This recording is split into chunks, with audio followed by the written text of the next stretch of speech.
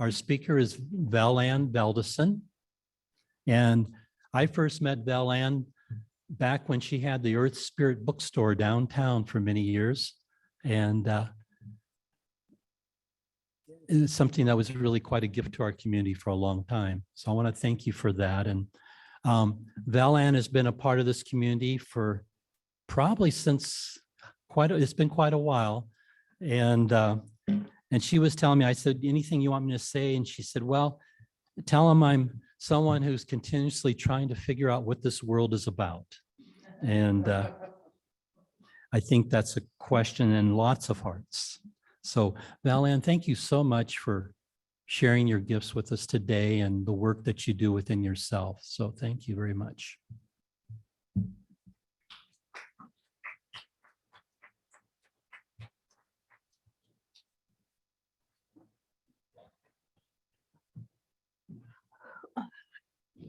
Hi. Good morning. Sometimes I have to sit down because I'm old and I have arthritis. So. I love the song, the Wild Roses song. I used to sell that CD in my store many, many times. And at one point I sponsored a concert where they came and they performed in Missoula back in 1990 something. But they were lovely, lovely people. And I appreciated them a lot. And that place of going to your heart. What else is there, right? That's like about the most important thing we can do. So how's everybody doing with all these little changes going on? It looks so lovely downstairs. If you haven't seen it, the painting's all done there and there's green more. And you know, there's like not just one color downstairs anymore.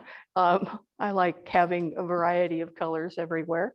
So, and I especially like green. So there's more green downstairs now. And there's artwork on the walls again, right? Yes. And there's this beautiful stained glass angel by Evie in the window. So you have to specifically go look at that. And we actually have a piece of stained glass that might end up in here too someday. We'll see.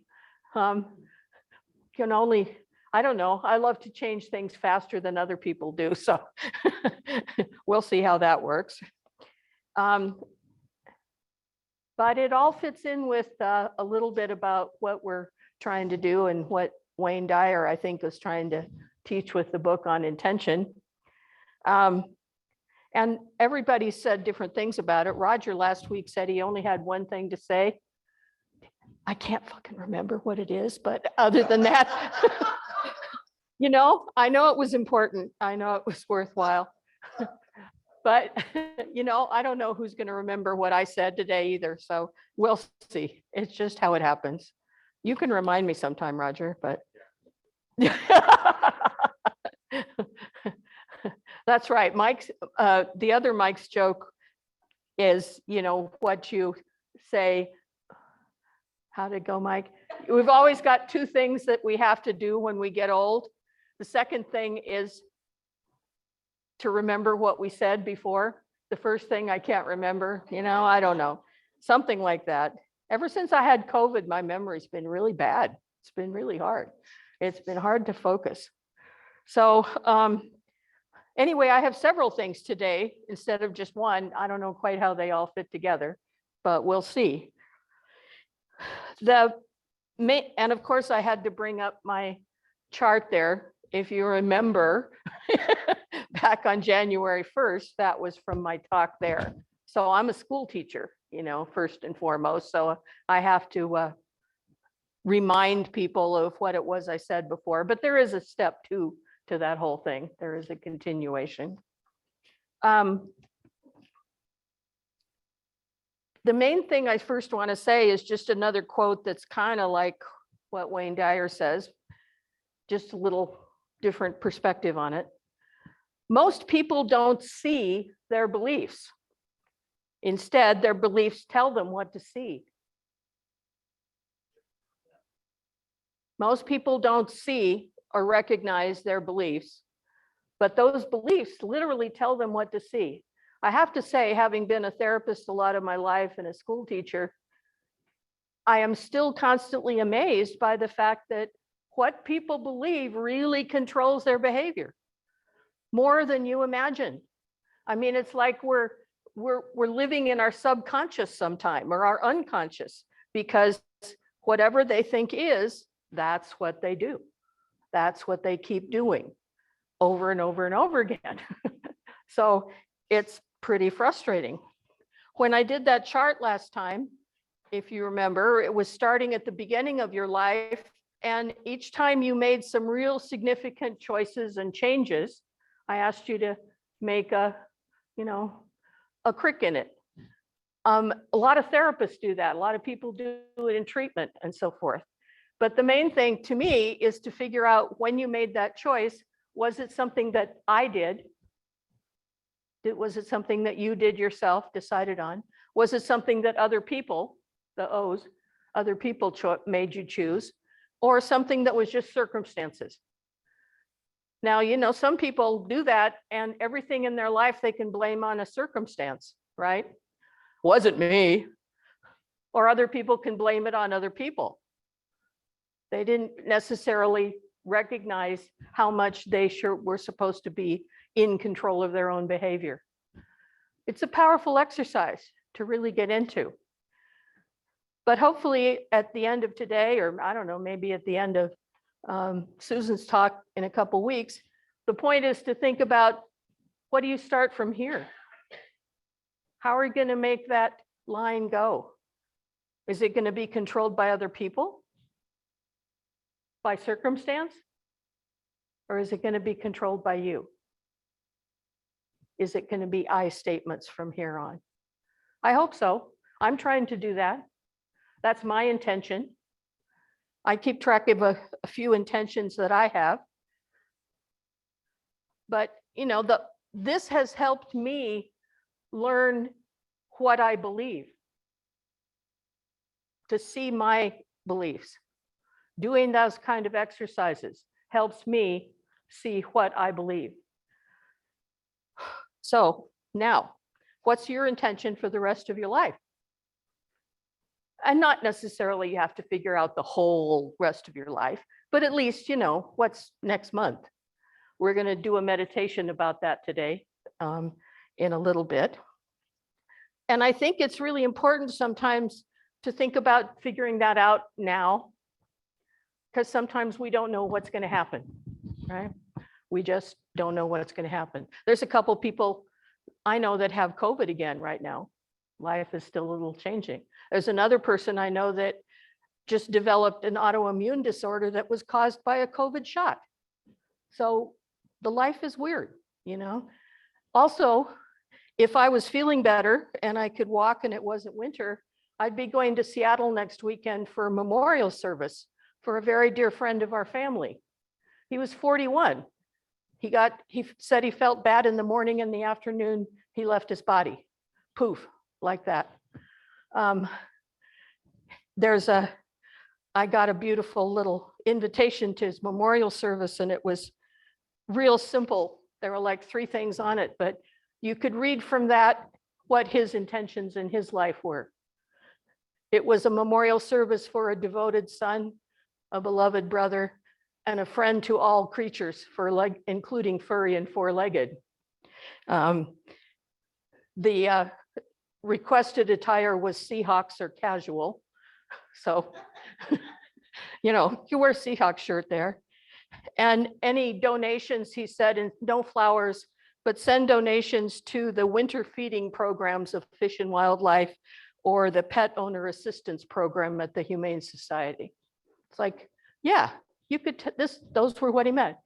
The only other comment was that it was being held in a place that holds like 300 people. And there are at least 300 people already going. So I'm going to miss this man, I don't get to know him for the rest of my life. So anyway, I try to think about doing things now, doing things before I know what else is going to happen. Because we don't know exactly how long the rest of that's going to be. One of the biggest things that I notice about intention is summed up in a quote by Einstein. He said, "Do you live in a friendly universe or in a hostile universe? Do you believe the world is out to get you? Do you believe the world is supporting you?" I'm not sure that the world is really friendly, but I really choose that not to believe that it's hostile. I believe in watching and paying attention, keeping track of things, trying to understand things. And like Michael said, I'm really trying to figure out what's going on here. It's complicated. It's a very complicated world.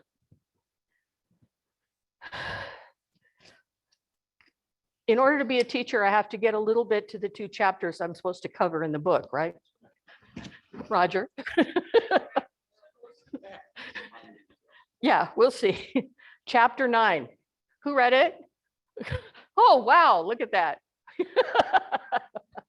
Well, you'll hear about it anyway afterwards, but it was about making peace with your relations, your family, the people you didn't choose to grow up with.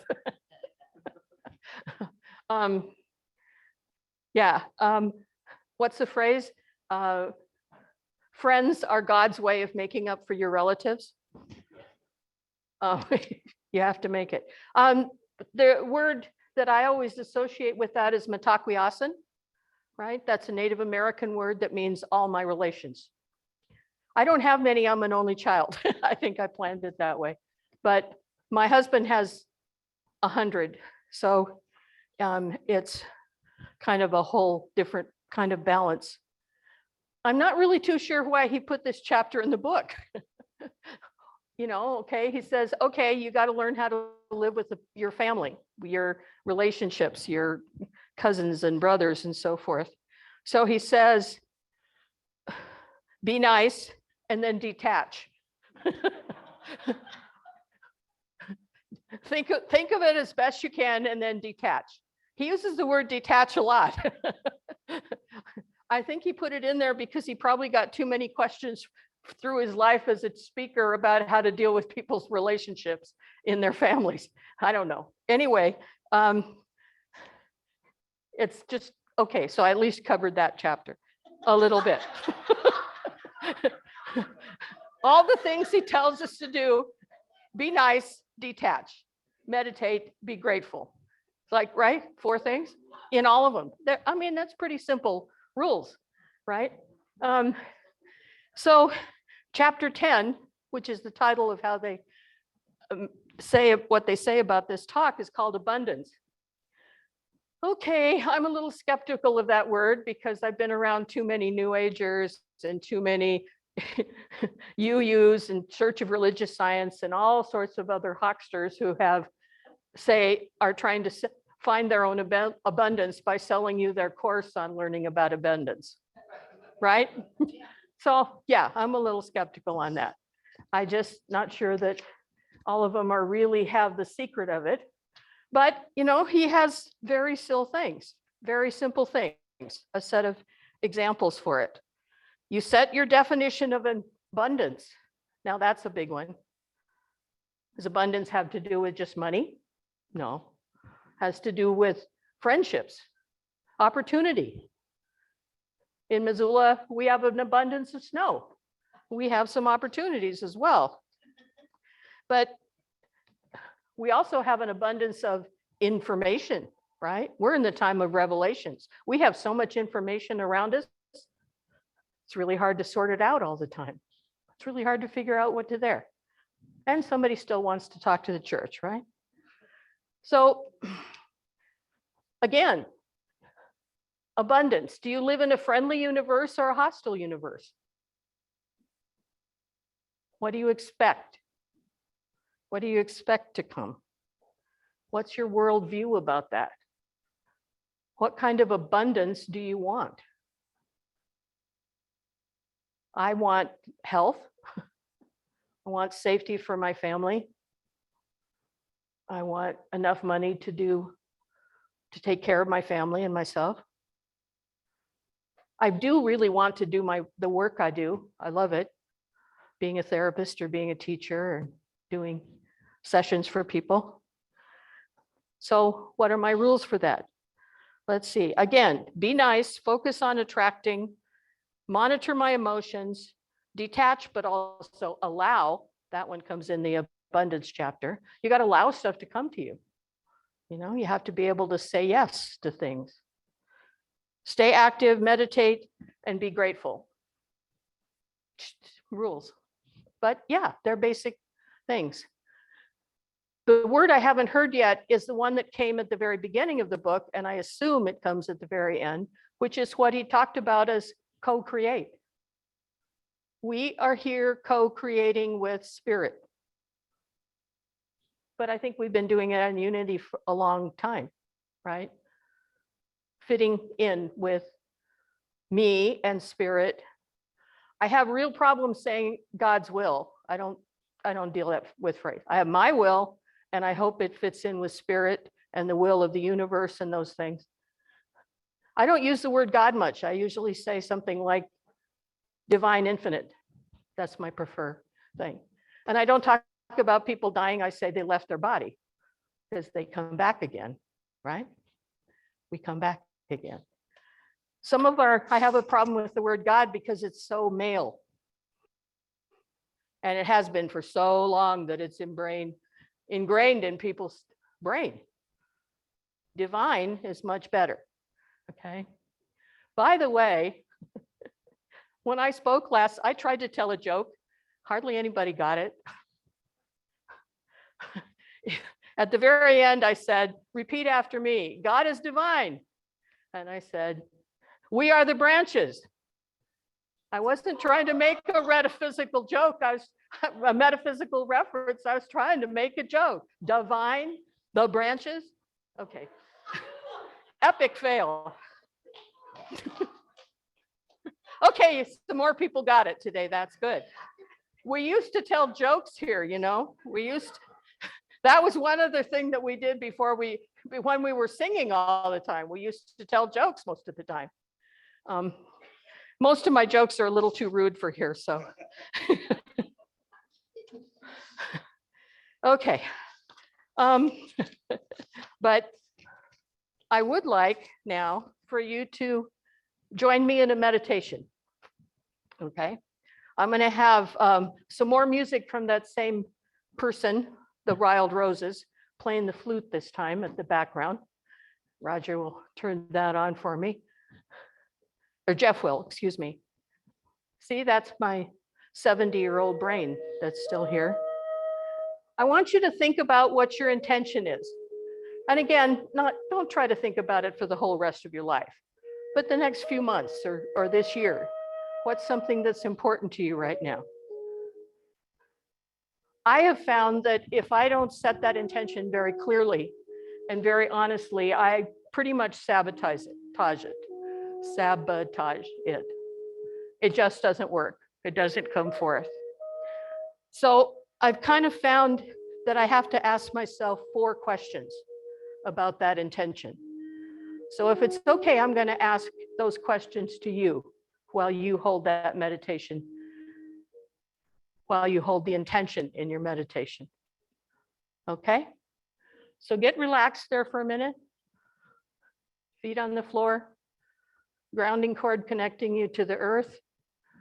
And in the way I see things, there's also the silver cord connecting your crown chakra up to Creator, whoever she is for you.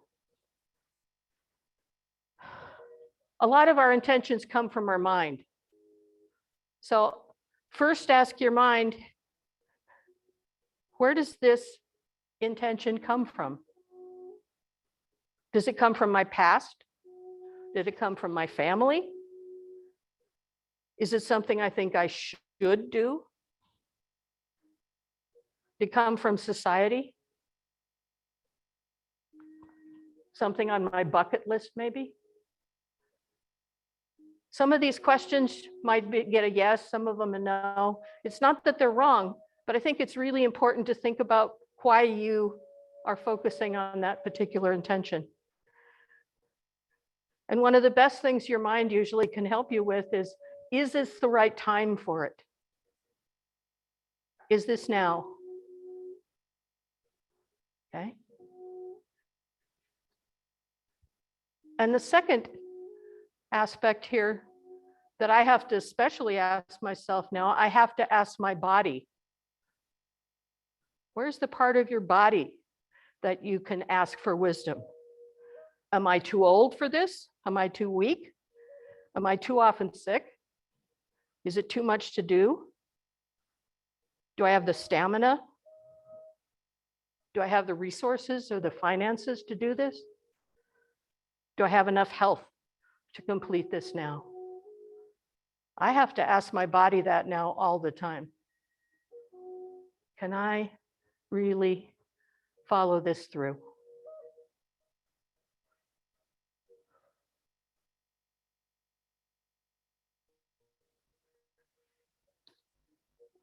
And then a third question, ask your heart.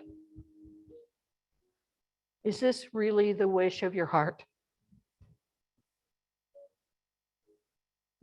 Does this bring love to me? Does it bring love to others? Or both, hopefully? Will it help me love myself more? Can I do this in love?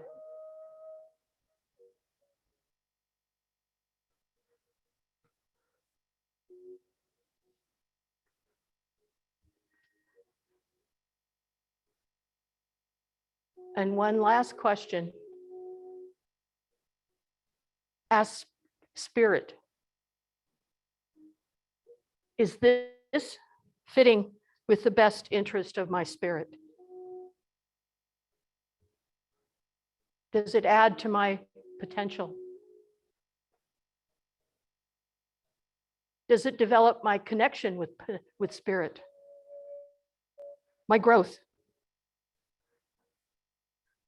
Is this the right time in my spiritual life for this action? And then I have to see if all those aspects of myself, my body, my heart, my mind, my spirit, do we agree now? Can we do this now? How do we need to change it to really fit with all the aspects of who we are?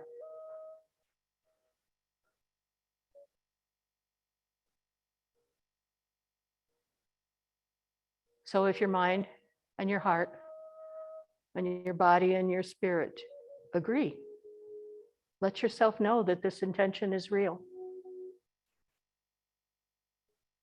And it is the right thing for you now.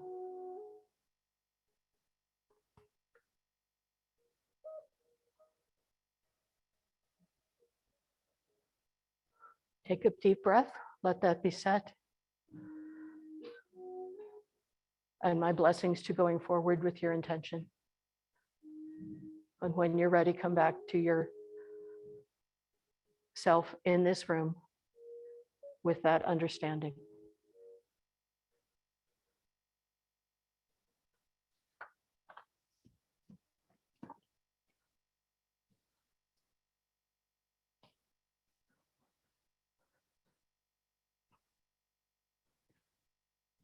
So just kind of to close,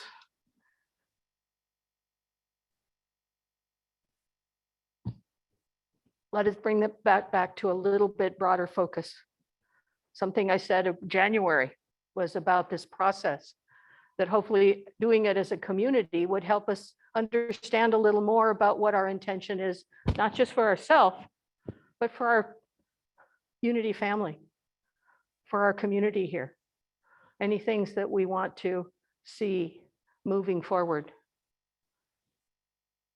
And also because I believe we create this place for ourselves, but also for the opportunity for other people to find the wisdom and the loving heart that we share here. So doing outreach and those kind of things. So I ask you again how this current experiment is going. Talking downstairs, eating again, singing again. I love that. Okay, that's important. What do we intend for us to do? So Linda wants your pictures. We can also listen to your intentions as well. Okay, talk to us, talk about it, send your information. The last thing I wanted to say, to comment on, is wisdom that I learned a great lesson from a tarot card. Okay, I was a psychologist and a teacher for many years, but back when I first had my store, I started doing tarot card readings. And as a therapist, I can give just as much information and wisdom to people in a reading as I can with a therapy session. So sometimes it's easier for people to hear it that way, because I don't do it in a traditional way. I let people choose their own cards. So they take more responsibility for their choice. They see it. I just help them interpret it. And I use a deck that isn't defined by the past. It's a deck that has an additional card, one more than all the other tarot decks. And it's a card that is the master card. It's the card of being the master of your own life, or the mistress, whatever we have to use to get females in there. But it's making your own choices and creating your own life. And I love that. That's what I've been doing ever since I had my store, but I still do other kinds of therapy and education as well. There's a card in a deck called the Angels and Ancestors, which is a new deck that I just started using. Thank you, Joan.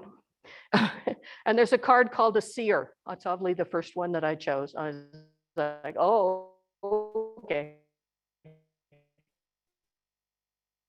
This is for me. What it says about that card is so important. That energy isn't about predicting the future, but about showing how your intentions are creating it. And I believe that's what I've been trying to do as a therapist all my life. Show people how their intentions are creating the life that they have. And then what? You can change those intentions. You can change your future. A lot of life on this planet for hundreds and thousands and millions of years has been very fixed, right?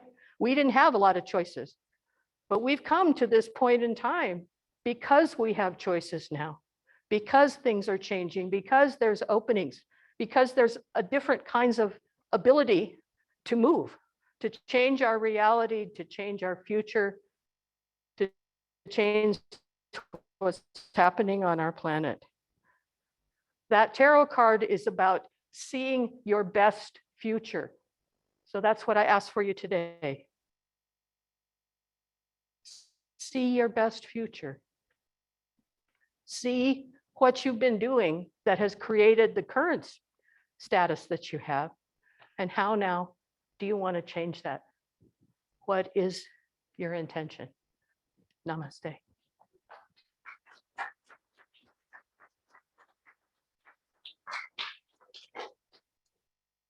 Okay, so, yes, perfect prayer of protection. Prayer of protection. That one.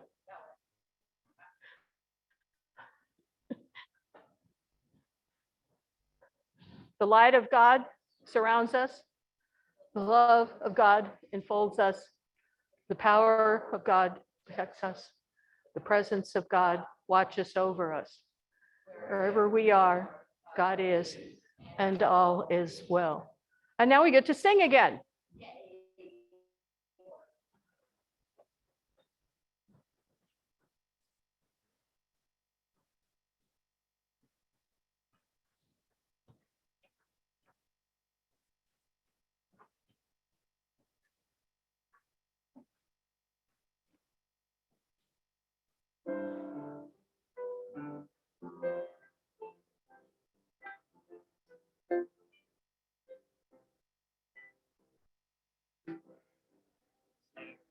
be peace on earth, and let it begin with me.